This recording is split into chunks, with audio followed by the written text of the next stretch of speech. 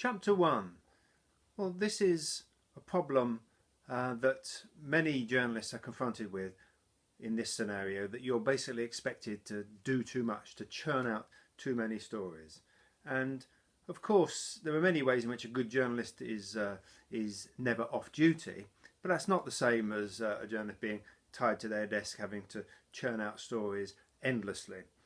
Nonetheless, this can happen. What can you do? Well, first thing I would say is, for somebody going in as a new journalist, well, don't expect to overturn everything on day one. So there's an element of having to bide your time, knuckling down, but showing you're competent and showing that you care, showing that you can turn out a story fast and accurately. Taking a real care for accuracy is something that I think you need to get into the habit of doing. In my writing, whether it's journalistic or academic or anything else, I know I mistype things. I know I can make mistakes. So I'm always looking.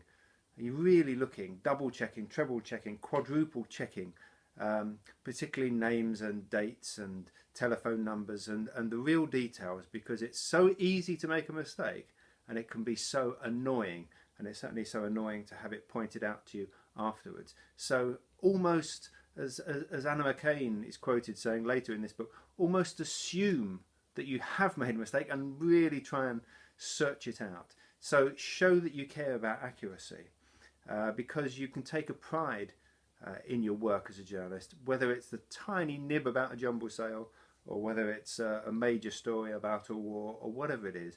It is all important, and it is all important to show that you care about accuracy. Well, on the negative side, how perhaps some journalists respond to the pressures of having to churn out too much is that they, succumb to the temptation to become what's called a churnalist, cutting and pasting from press releases or other sources and just churning stuff out. And there's little pride to be had in that, to be honest. But one of the more positive ways in which journalists can respond to this pressure is that you develop a way of being really fast and accurate at the same time on some of the more basic stories. And that way you can perhaps carve yourself out a little bit of time to dig around a little more. And certainly if you're somebody who's got good contact, good lateral thinking, good eyes and ears, you hear what's happening, you see what's happening around you, you possibly come in with stories. If you don't wait to be given stories by the news desk, but you're bringing in your own stories, and sometimes if those stories turn out to be something that nobody else has got, well, that's that's your currency, if you like. You can perhaps spend that to carve yourself out a bit more freedom and get away from some of the more basic stories. So if you develop a reputation as what's sometimes referred to as a self-starter, somebody who brings in their own stories, well, sometimes you're allowed a little more leeway, a little more time to go and investigate them. You're unlikely to be given 3 months to go and look into a story.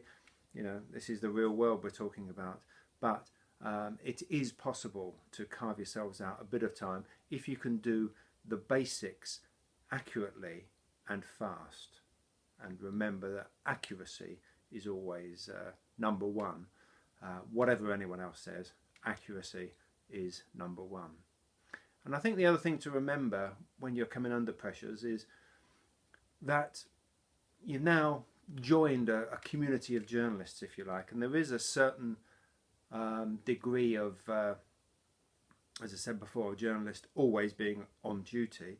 But there's also a sense that this community of journalists has a sense of pride and independence, and you are not simply working in a word factory, even though it sometimes feels like it.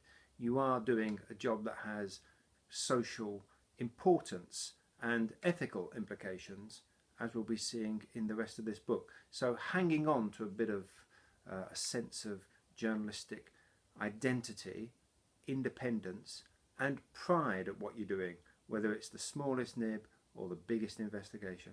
That is part of what we mean when somebody says, I'm a journalist.